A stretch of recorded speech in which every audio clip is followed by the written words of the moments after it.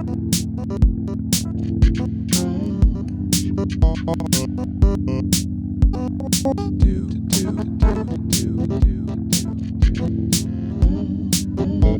to die.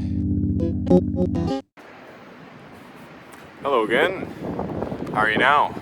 Welcome back to another episode of Wander and Wonder. We're here once again in the graveyard.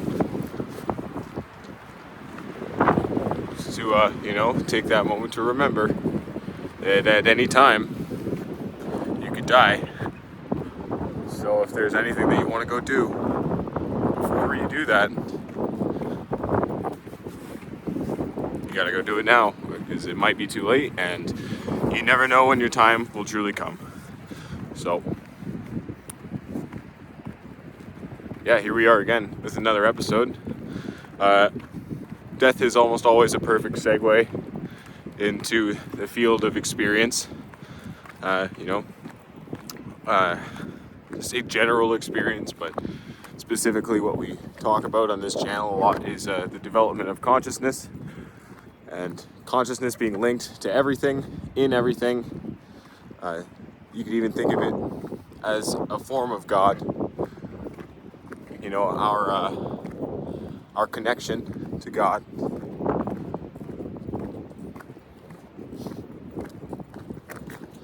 And it's related to all experience, both physical and mental.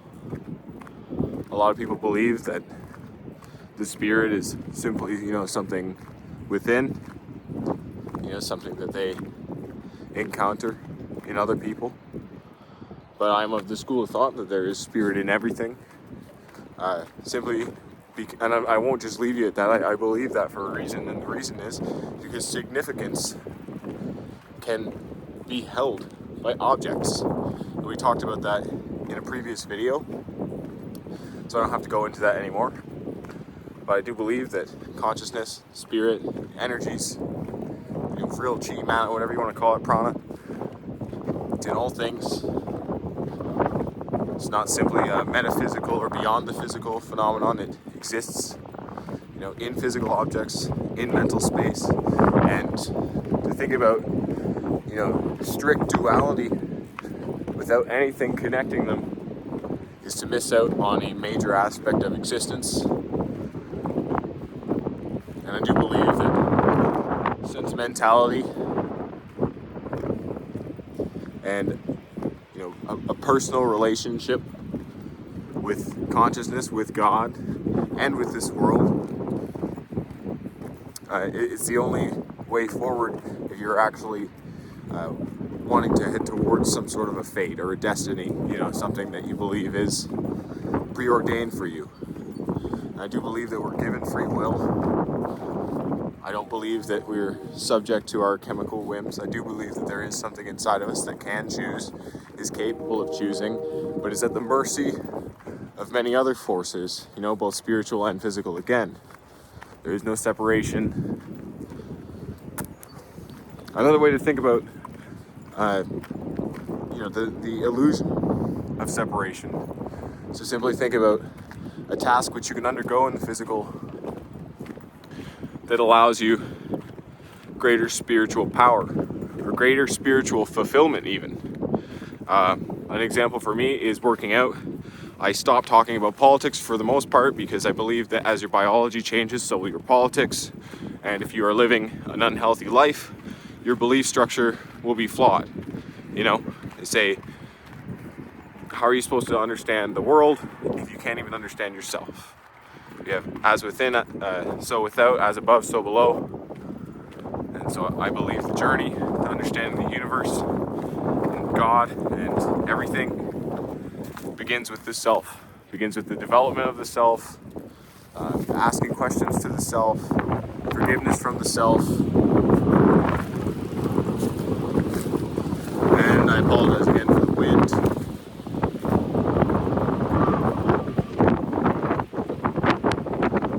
I think one other thing that's important to keep in mind is that you're watching a screen. You're not hanging out with me. You could. You come to where I am, but you are just listening. I don't want to do all the thinking for you, so make sure that you get outside and find some solitude, find some peace, some time to yourself, so you can really think, and maybe you're not used to that. Maybe that feeling kind of scares you. And the fear of the unknown is certainly something to tango with. So I believe in exposure therapy. If you're afraid of things, face them head on. Maybe take it bit by bit. But understand that, if you do face something which you're afraid of, and you're making progress, and you decide to quit, you decide to stop doing exposure therapy, there is no stagnance. There are only steps forward and steps backward. That is to say that everything that you do is, an action which is chosen, including the act of rest. And there's a difference between inaction and rest. So there is such a thing as intentional rest. Think of it as meditation, shavasana, corpse pose, sleep. You've got to actually, take time for yourself and act in this world, however you may act.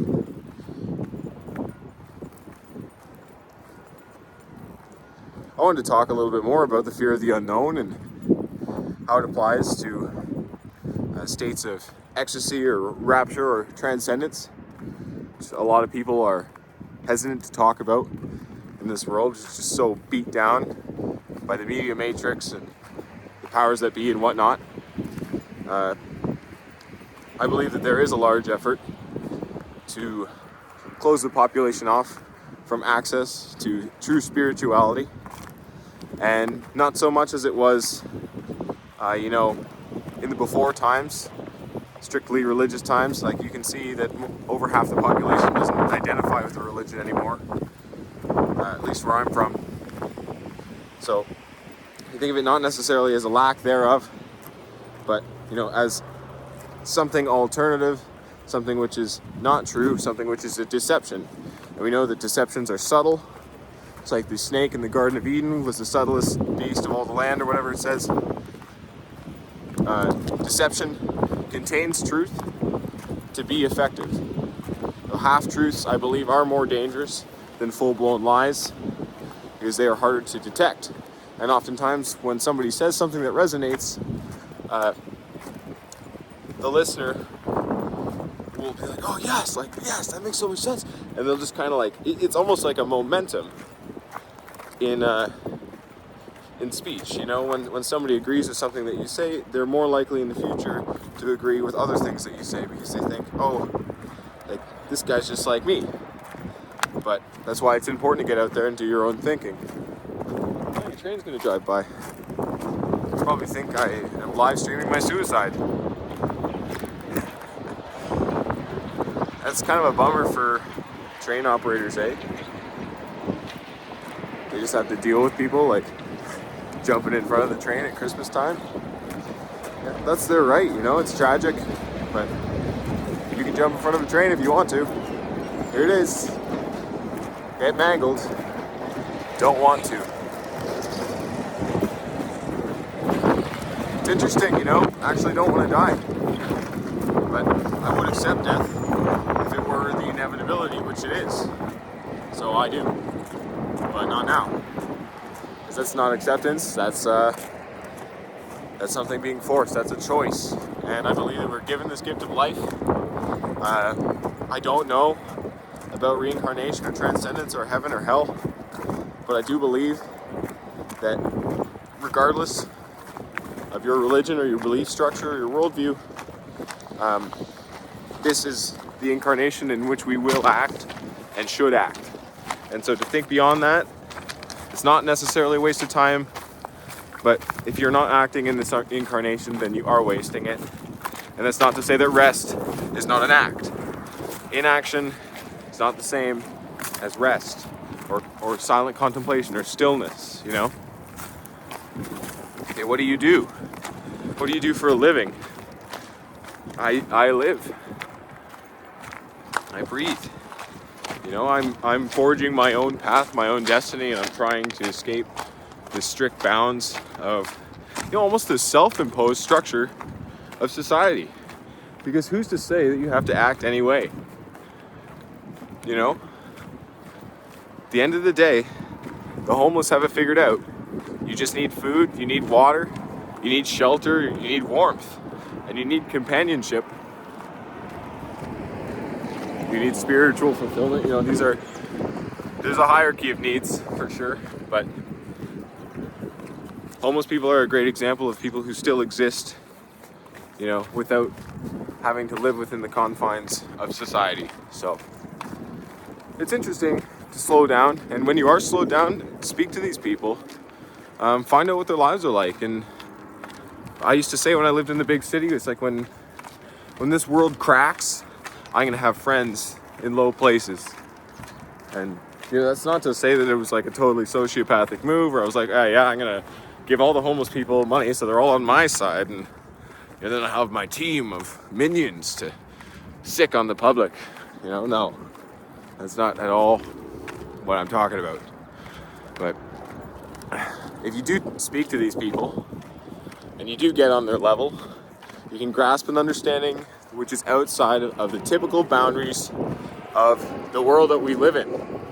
And it's not to say the world so much as the civilization. Oh yeah, yellow truck. So more about death and more about the fear of the unknown. If there were such a thing as transcendence of the life and death cycle, you know, whether heaven or samadhi or whatever it is you believe, I believe that the process, and this is something I feel from within, I really do think this, I believe that the process is rooted in consciousness. And to ask what consciousness is, you know, it's a simple question. I always go to the fact, you know, picture a bowl of ice cream. There you go. Picture your own mother. It's like, there you go. It's like, smell an apple pie. It's like, boom. Everything inside is like memory. But I don't think that memory is ever 100% exactly what happened. I think that we tell ourselves a story every time that we do remember something.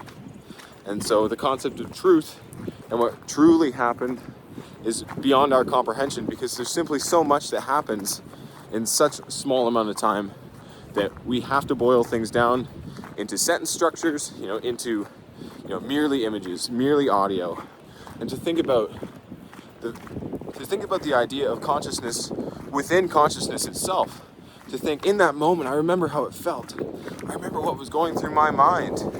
So it's not only to say that you remember where you were, the physical environments. Let's just say, let's build a picture right now, you know, where you were, the physical environment. You're surrounded, let's just say we're right here, okay? There's blue flowers, there's grass, there's trees, there's lots of stuff. You hear a little bit of traffic in the distance. You hear birds tweeting. You smell like all this like kind of wet dirt, grass. It smells fertile, you know? You feel the ground underneath your feet, and you really do, like each step, step, step, step, step. You feel your foot heel to toe, heel to toe. And yeah, you taste. You're constantly tasting the inside of your mouth. But let's not worry about taste, because I'm sure, unless you're, you know, participating in the act of eating, tasting, smoking, something like that, you're not going to taste. So we just built a sensory structure, metaphysical in nature, simply by virtue of using our words to describe a scenario. Now, how much of that scenario was true to what I was actually just experiencing? You could say that it was true, but you can also see how so much was left out. I said I was among trees, but what kind are the trees? You know, I said I was stepping, step, step, step. I didn't tell you that I was wearing shoes or not wearing shoes, because wearing shoes is for the slaves.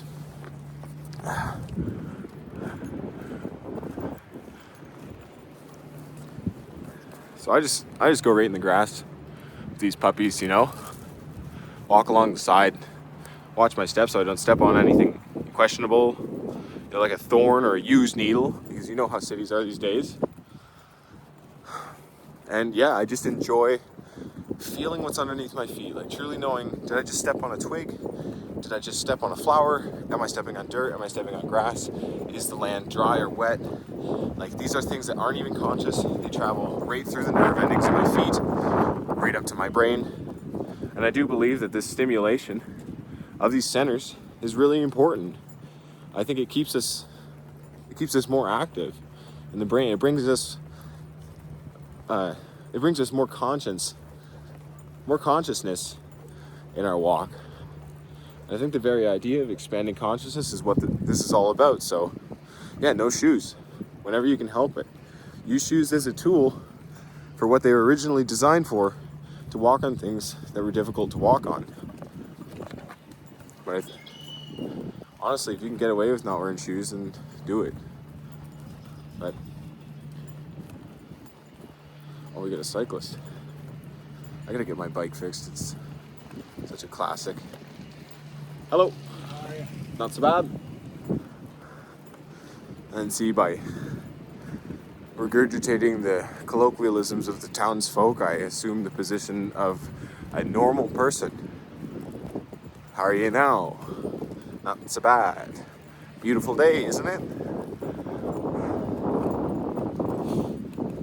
And I'm not selling anyone short with those quick little gestures.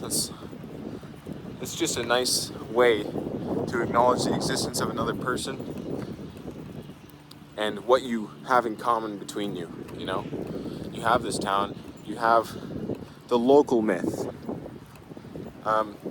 This is a concept that I actually heard spoke about recently, and it's something I never really thought of in this way. But you know how we have societal myth structure, we have historical myth. That's not to say that it's untrue by calling it myth. I just do believe that mythology is similar to the story that we tell ourselves about how we came to be, you know? And if you live in a sick society, the mythology is all lies, it's all delusion. So sometimes the myth can be a lie. We have historical myth, you know, like how Canada was formed. We don't really need to get into that, but you know, how all these atrocities of the past, this is exactly how they happened. I highly doubt it. You know, everything was just strictly one-sided. I highly doubt it. We have historical myth, you know, and that myth is subject to change, just as the stories transform over time. How we come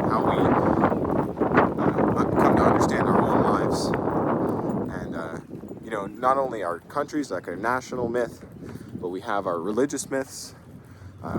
We have our the myths of our homelands.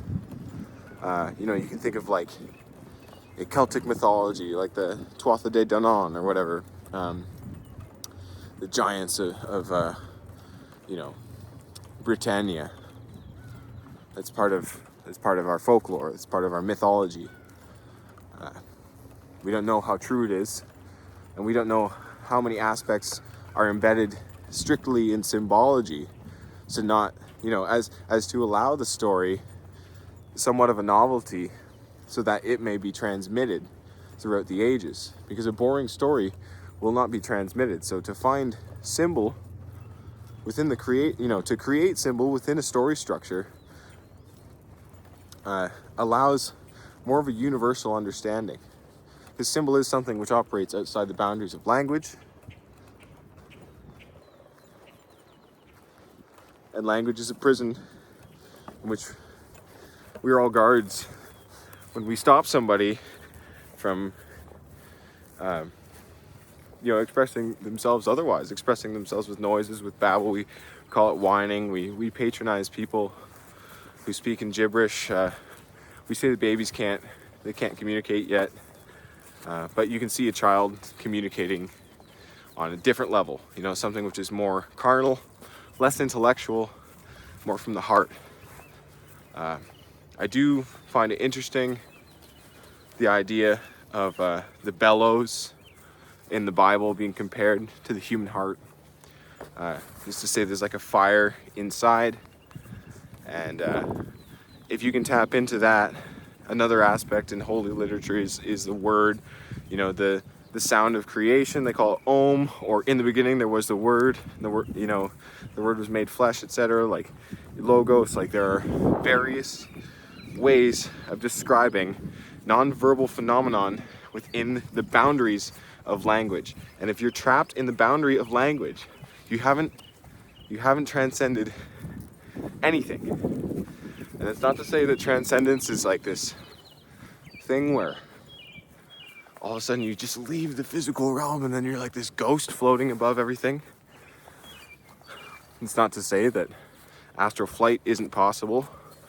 Dream space, acting consciously within dream space, but I think that there are various levels to transcendence.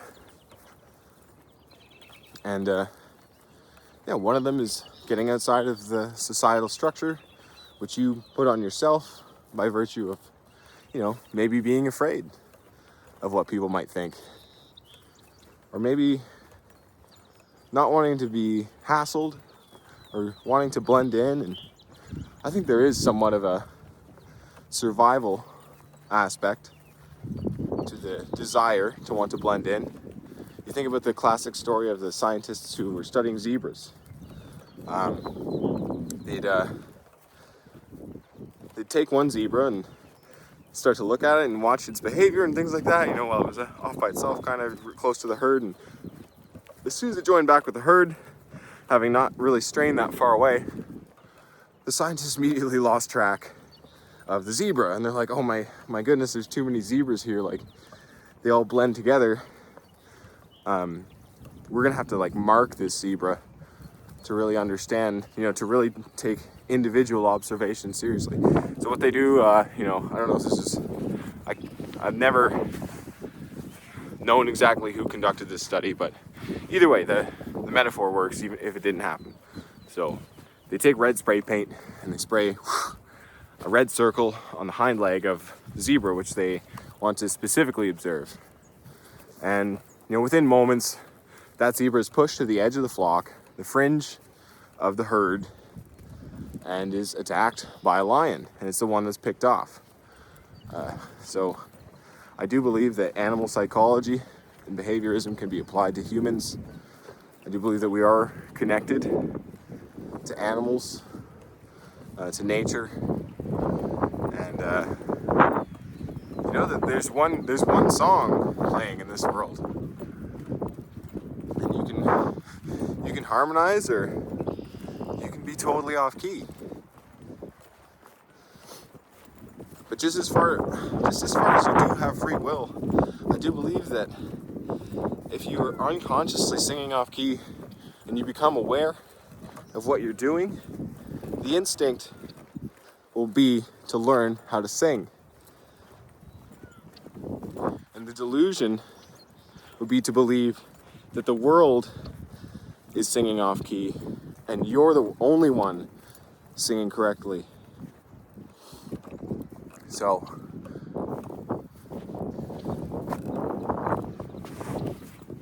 don't be afraid of just being who you are or who you want to be. The process of self-actualization is before us, and your moment of utmost potential is right now. It's always now. Have you noticed that? It's never tomorrow, because as soon as it's tomorrow becomes a new concept. Tomorrow is always in relation to now. And so if you're living life through the lens of nowness, you know that your moment of utmost power is before you at all times. So just remember that. If you want to do something, you never know if you're going to get struck by lightning, if some feds are going to come to your door,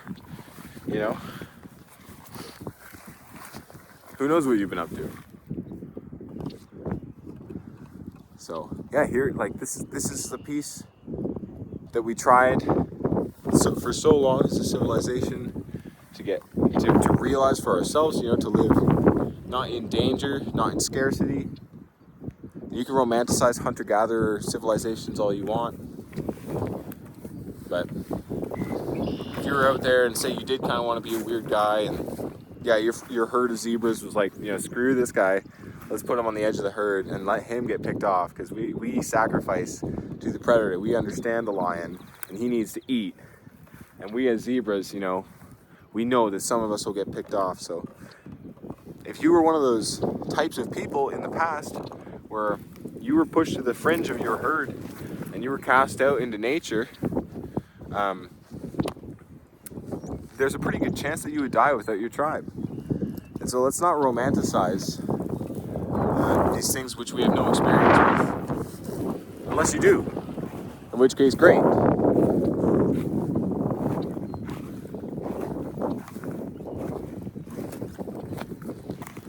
Shoes are coming off again. See, the terrain got a little heavy there, but it's the other thing, man. Get out into the sun. It's sunny now. People take pills for this crap. Just go. Take a walk in the sun. It's nice. It's good for you. And don't get burned. But get out there for as long as you can. And if you're careful about it, and if you take it in little steps, then you can get out in the sun longer. You can get harder feet. This is the thing. The body is trainable. They say it takes 30 days to create a new habit. So, if something feels weird at first, don't worry, because if you really do want to do it, you'll understand that it's going to feel weird at first. And, you're going to have to just push through a little bit. It'll get easier every day. It's like if you go for that first run or that first workout for a long time, you get tired quick. You can't lift as much. But don't overdo it. Just do, as much as you can do with the inspiration of something greater than yourself. And don't put yourself in the box to say, like, this is who I am, this is how much I can do. You're constantly transforming as a human being. You're constantly, and if you're transforming for the better, your own body becomes a safer and safer place. In the external world, physically, if you need to defend yourself, and in the internal world, if you simply need to sit with yourself and contradict the savage human nature to find the next thing that needs to be done. This is overlooking the fact that inaction doesn't exist, and intentional rest is contradictory to human nature.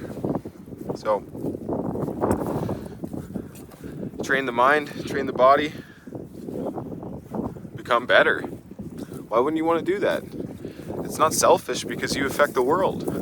If you affect the world, you help other people get better. And don't try to lead with a rope by pulling everybody into your sphere of influence, because if they want to follow you, if they want to do what you're doing, then they will. Be a magnet, not a rope. This is something I learned when I was studying attachment style, which is a way of looking at relationships, kind of modern.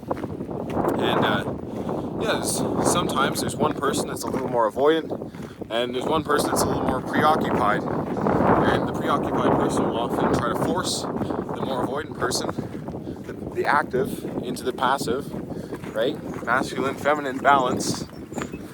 They'll try to force that person into doing things, and if you notice, this is the unhealthy, insecure attachment style type of relationship. The person wouldn't want to do it, and then the insecure, preoccupied person becomes upset, and then it just creates a cycle. So, be a magnet, not a rope. If you want somebody to do something, you can't force them. They have to choose to do it. We all have free will, and if it's obvious that they don't want to do it and they're doing it anyways, they're not going to have a good time. They're going to feel like they're being forced to do it by you, and you won't even enjoy the fact that they're doing it with you.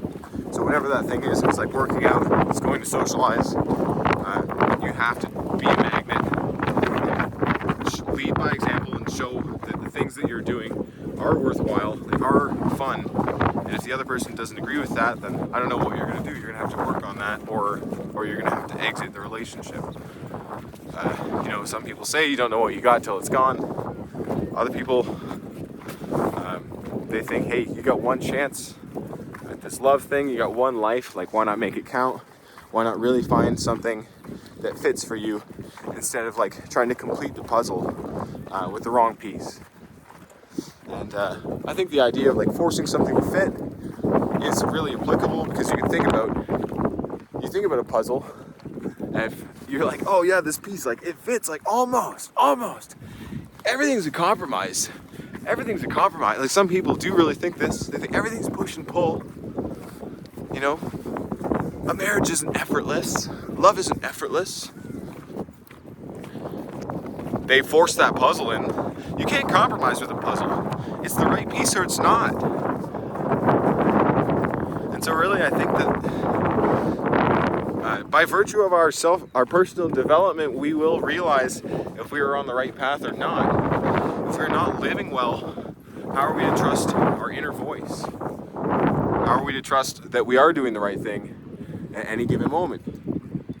If we're constantly making poor choices and we know it inside, then we can also be sure that there are parts of us inside that want to make poor choices.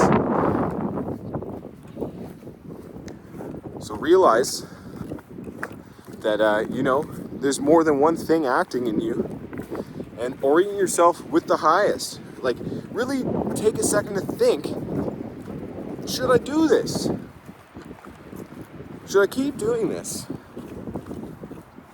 Because you don't have to. This is your life, and you can do whatever you want. Fuck, there's like a homeless guy out here or something, eh? I always just go here because it's quiet, but I mean, I see why.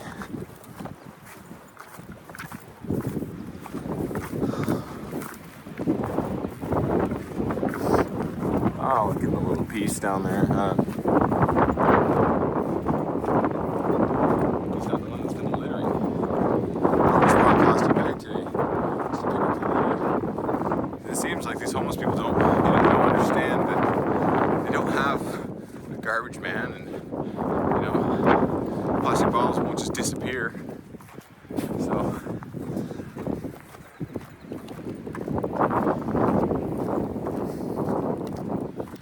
I still haven't even talked about the thing that I want to talk about today, and that is why people are so afraid of their consciousness, And I don't know the exact phrase because I've only heard it in passing, but I heard that Carl Jung said something along the lines of, consciousness is so powerful that at any moment it could just choose to kill you.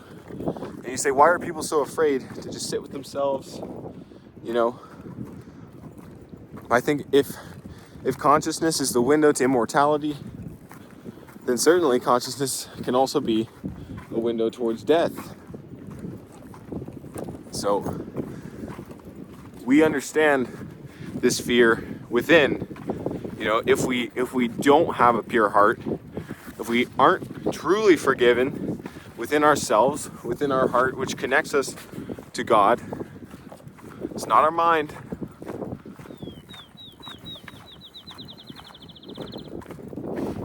But we know that consciousness can just snap its fingers and say you're done at any time. And I think that's what really drives the fear of meditation.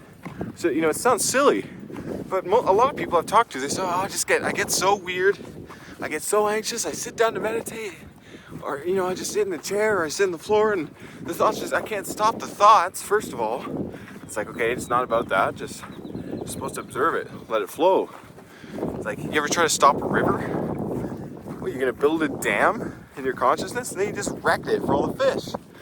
No, you just let it flow, and you'll notice slowly, like the flow of your conscious river, like your stream of consciousness, it can actually become quite peaceful eventually. And that feeling of inner peace is within us all. If we haven't acquired so much negative karma, if we haven't gotten so much bad mojo, like we got bad memories of things that we've done, if we haven't acquired so much of that negative energy, we can't access that like deep part of ourselves within. It's by virtue of like living a good life, like making good choices. And if you think consciousness is going to kill you, or you think it's too scary to bear, like some people literally have anxiety attacks, like whatever that is. To me, it's like you get short of breath. It's so rough. Like sometimes you even black out. Like you can't do anything. That's for sure. You just have to go through it, and the more you resist, the worse it gets. So, yeah, consciousness can just snap its fingers and decide to kill you.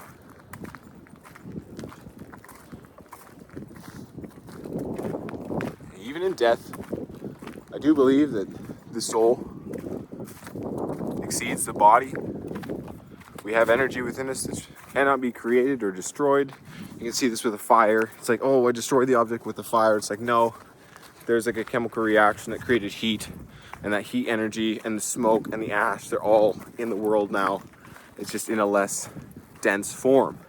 So here we are, human beings. We have our bodies, the source of ourself. Not necessarily the source of ourself, but the center of our perceived self. And we have the world around us which we affect. Like I look at something, it is now entangled consciously to me, to my gaze, to my memory of it, to my mythology, the stories that we tell ourselves, and then I log that in the Akashic record, the ancestral memory, hereditary memory, all these different layers, and everything is logged. And that energy must exceed the body. It must succeed the body. Am I using the right terminology? Anyways, there's no evidence that energy can just be destroyed. And so if we have this within us, this electrical, consciousness through which we can imagine entire scenarios. This is why they have such a hard time with VR as well. It's like you can't possibly get down to every single pixel of every single object, and not only every pixel, but how it's perceived under different light, the variations of light. Like VR will never really touch God's handiwork. It'll only be a cheap imitation. And it still feels clunky, even after all this time. Not shit talking VR, but I'm just saying, like, it's not a replacement. It's like a toy car compared to a car. Like, you can't drive that. So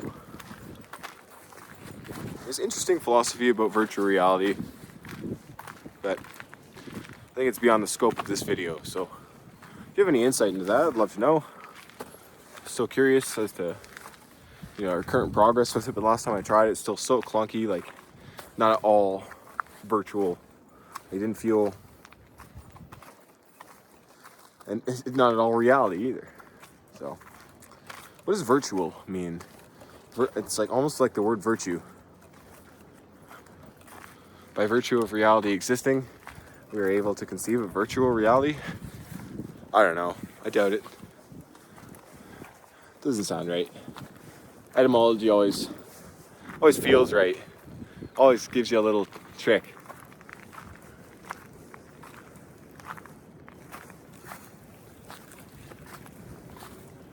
Here we are, entering the ruins of one of the first homesteads.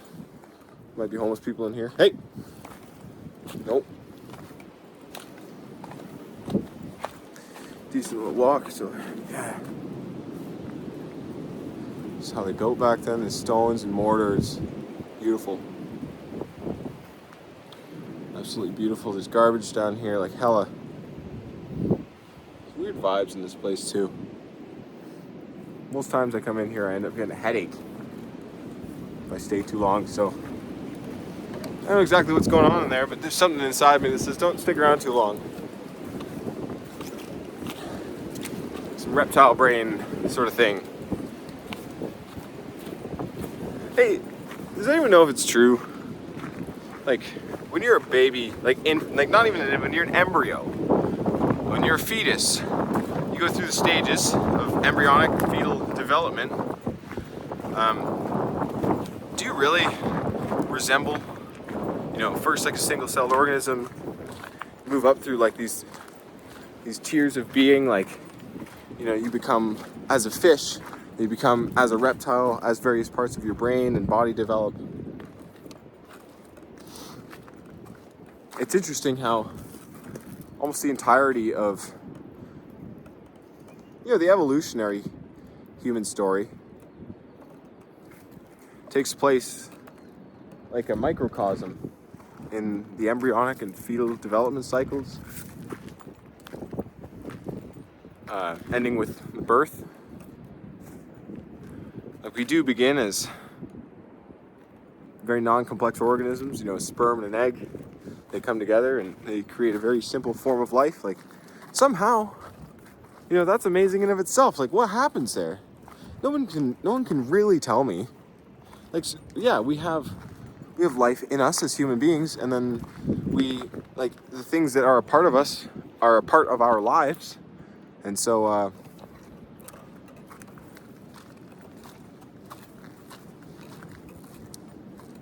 yeah, like, it makes sense that two living things combine into one, kind of, because they're both alive. How they combine is beyond me, but something takes place. It's conception. You think about, like, the stages, right? It's simple and it becomes more complex, as the fingers take shape, as everything becomes like really hunky-dory. Near the end of pregnancies, you can hear babies, like, they kick and they'll dance, or like all these things inside, like, and then there's like a crack, the light at the end of the tunnel, and all of a sudden there's like, oh my God, like the greatest chaos. Like, you could even think of like the flood myth as like somebody's water breaking. And this is just coming to me right now. I'm just freeballing. This is free thought out here. So yeah, and then you're pulled into a new world. A world which is no longer the womb.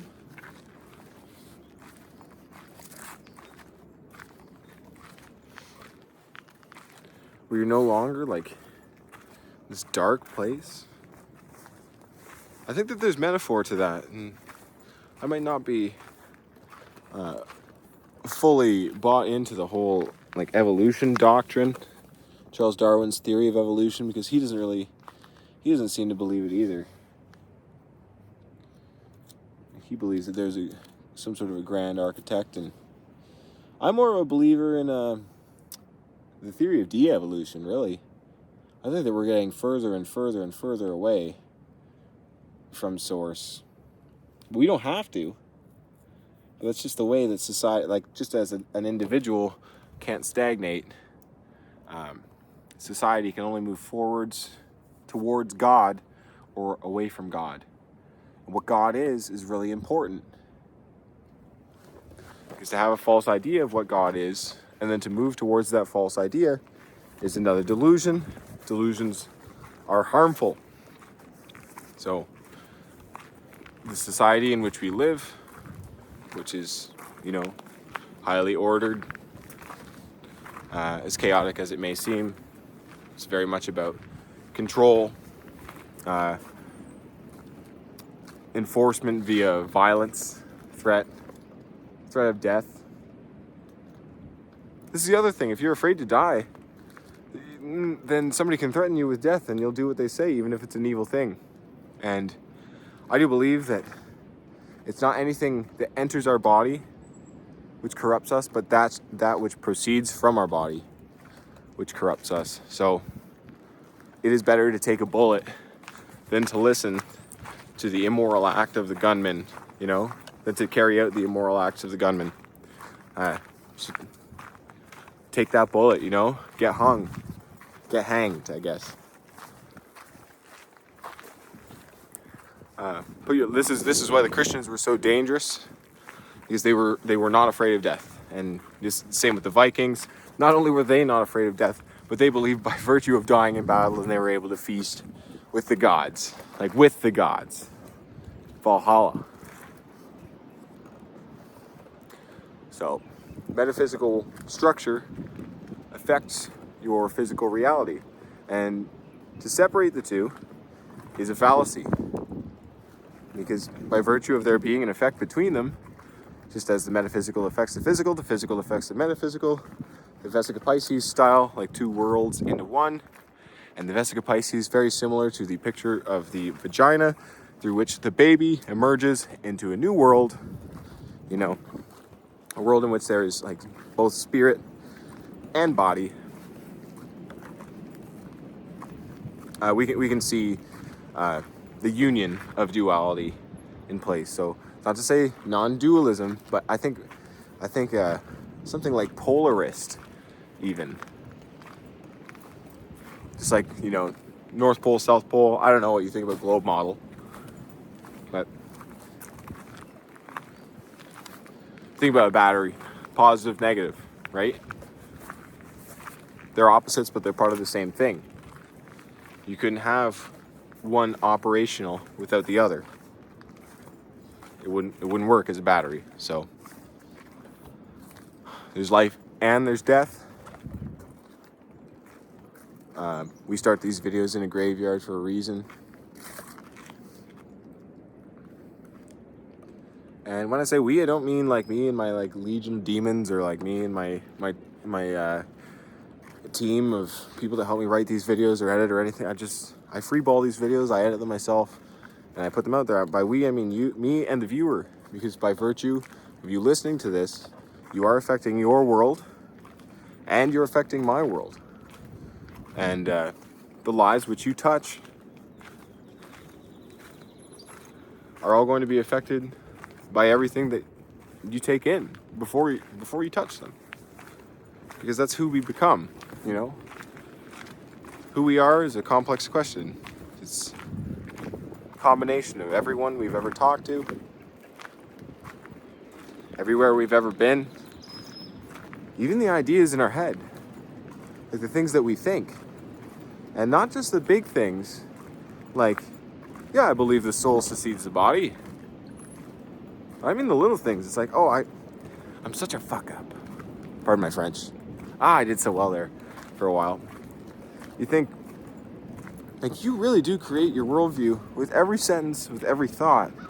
And if you are unsure of something and you make assumptions as to the nature of that thing, like, you're pulling that reality, like, into your sphere of existence, into your sphere of being. So in every situation, just like keep your eye, orient yourself with the highest possible good that you can even imagine. You can even imagine. You think like, what do I aspire to? Like, what inspires me? Orient yourself with that thing and aim up. That's the way to create a better world.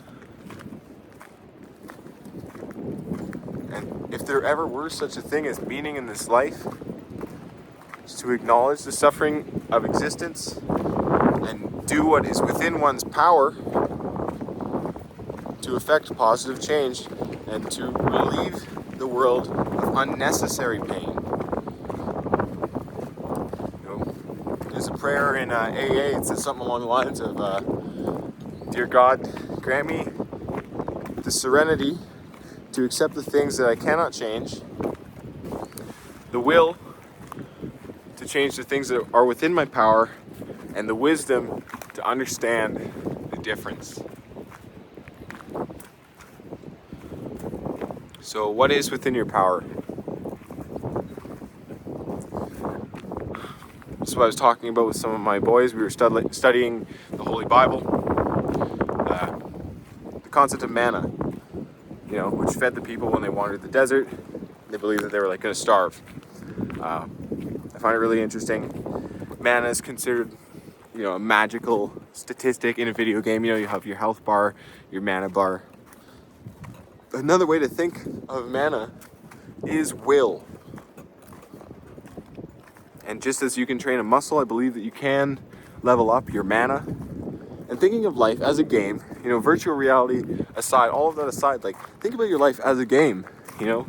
You do gain experience points when you take on tasks. So think about your willpower the exact same way. If there's something you want, it's like pick away at that thing. There's like, just like Call of Duty or whatever, there's like max XP, like you can't gain, or like Dungeons and Dragons, you know, you can only gain 1 level per game or something like that. Like, I never played D&D, I wish I did.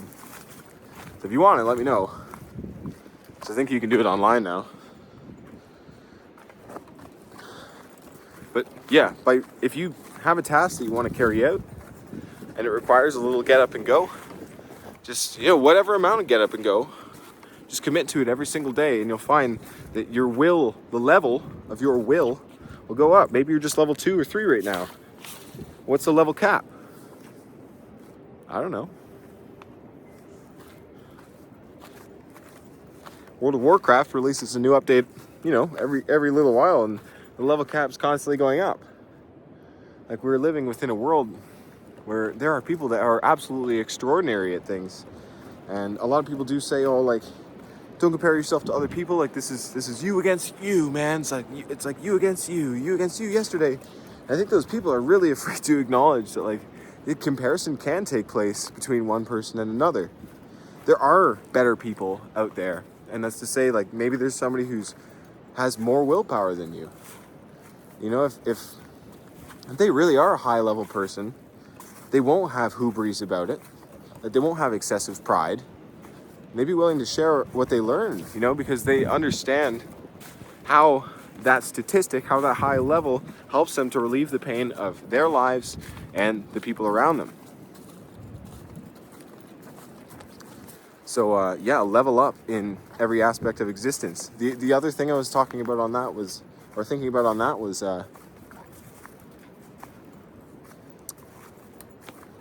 if you don't play a video game for a little while, you forget how to play. So, you know, even if you do load your save character from like 50% completion after you haven't played for a month, you're totally mistaken if you think that you're just gonna like pick it up right away and understand exactly what you're doing and how to continue to do what you like. There's a readjustment phase. So, you know, you could make a case, which I could debunk pretty quickly, that, well, there is stagnation in a video game. Like, I set my controller aside for months, and then you know, my character level's the exact same when I get in there. And it's like, no, because the character only exists by virtue of you playing as the character, and your skill with the controller is a very understated fact, especially in new video games. Like, there's it's less skill involvement, more just endurance. There are difficulty ratings, but, you know, if I feel as though a game is not like making me better at the game itself, then I get kind of bored of it kind of quick. If something gets really awfully repetitive, then why play? Unless it's like a meditation of sorts. Like, you know, everything has its place in this world. Like, everything can be used for good or evil. And I made the actually made the choice this morning. I'm gonna start posting to social media again, because it's not going away, and I wouldn't want it to go away. There was a while there where I felt like I liked it a lot, and I was like, I'm just gonna take a break because I'm losing myself to this thing a little bit. And now that I feel, you know, sovereign in myself again, and there's no need, there's no huge urge, there's not like an addiction. I have my ducks in a row. I can start like talking to the public again. I feel like I do have something to offer. Most of the people I know have great things to offer the public sphere, and you know, a lot of people have sugar plum fairies dance around their head like they have dreams. And why let your dream just remain a dream if it's within your power to act on it? So if you are afraid, you know, this is just it. Like, if you want to become a more confident speaker, a more public speaker, a clearer thinker, it's like talking in front of a camera. It really forces you. And I don't know what I'm doing. I started making these videos because I was feeling a lot. I was like, I want to understand. And it's only by expanding consciousness that we can come to understand the world in which we live.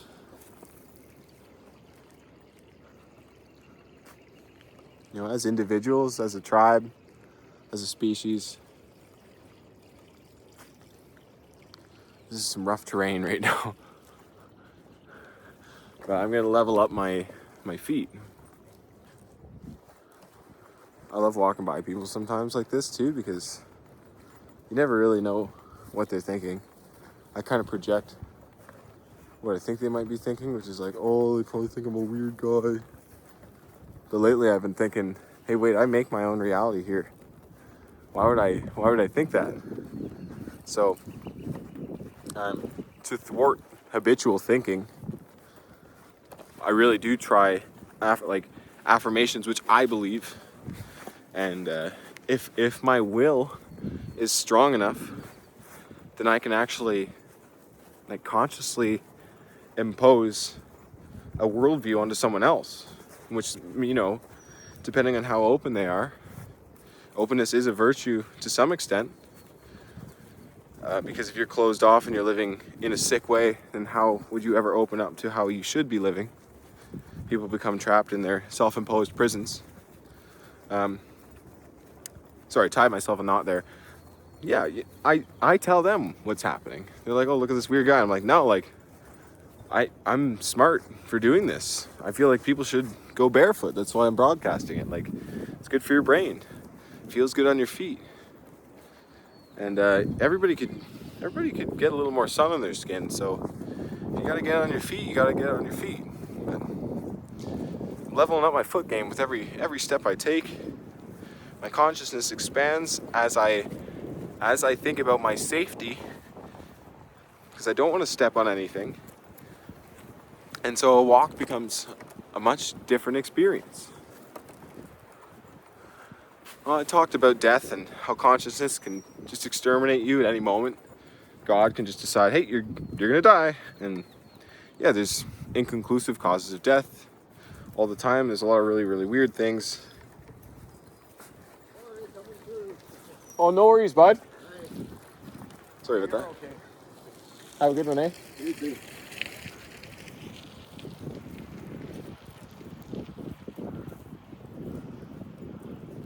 See, just like that, two people interact. There's a mutual acknowledgement.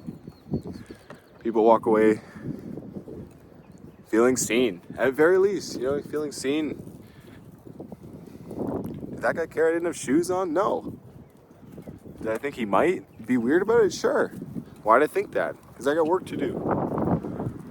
I've got serious work to do. Everybody does, and everybody can strive to be better. And I think once you pull yourself, once you do hit rock bottom, once you do find the bottom of the abyss, like as low as your spirit truly does stretch towards hell, once you find that place, you don't want to live there. You don't want to go back. And if you see the light after having, maybe you were in a delusion and maybe that was just your reality. But once you understand that we should attempt to be better in this world, that's not to say act in the, I just want to reiterate, it's like rest is action. Meditation is action. Like, acting in this world is not always so obvious. But once you find yourself having come out of that place, you don't want to go back. You feel great when you're getting better. Your mind becomes clear. Your body becomes more objectively attractive to people. And people can have their taste all they want, but there are some pretty universal ways of determining whether someone is attractive or not. And anyone can get in shape. Anyone can improve their ability to think and speak clearly.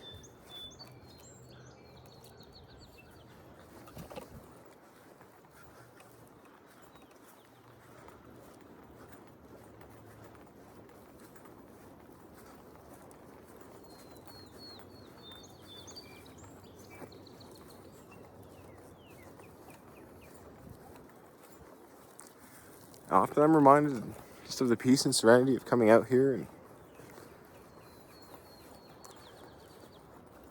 I think that's it for today.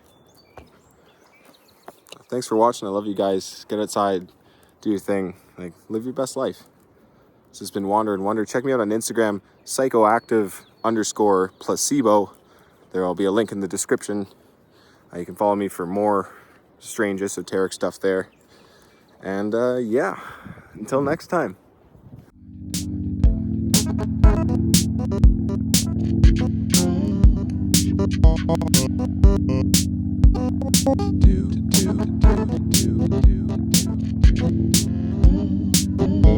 Or to die.